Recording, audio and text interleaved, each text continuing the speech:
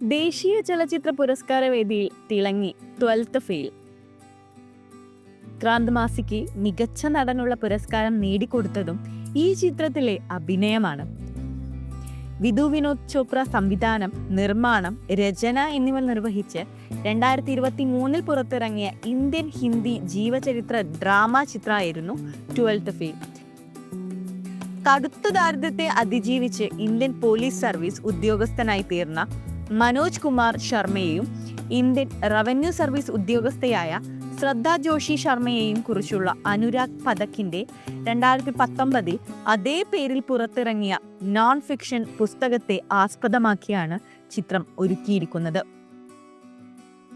ദരിദ്ര പശ്ചാത്തലത്തിൽ നിന്നും എത്തി IPS നേടുന്ന മനോജ് കുമാറിന്റെ കഥയായിരുന്നു 12th ഫെയിൽ.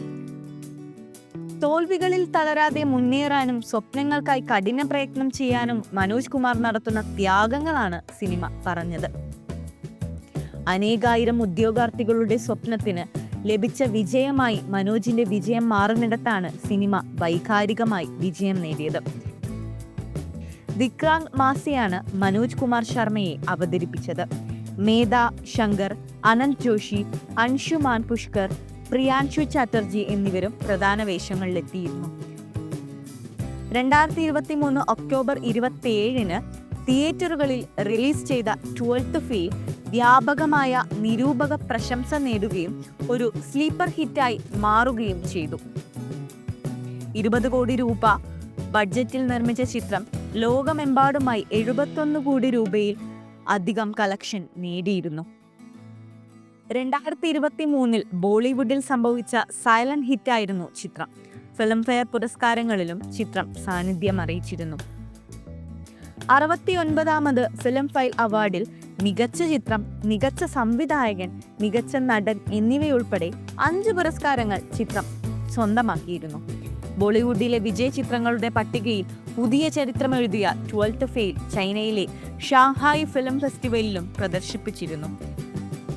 സർക്കാർ ജോലി ഉദ്യോഗസ്ഥികളുടെ 2 പ്രധാന വിദ്യാഭ്യാസ കേന്ദ്രങ്ങളായ ഡൽഹിയിലെ രാജേന്ദ്ര നഗറിലും മുഖർജി നഗറിലുമായിരുന്നു സിനിമയുടെ പ്രധാന ഭാഗങ്ങൾ ചിത്രീകരിച്ചത്.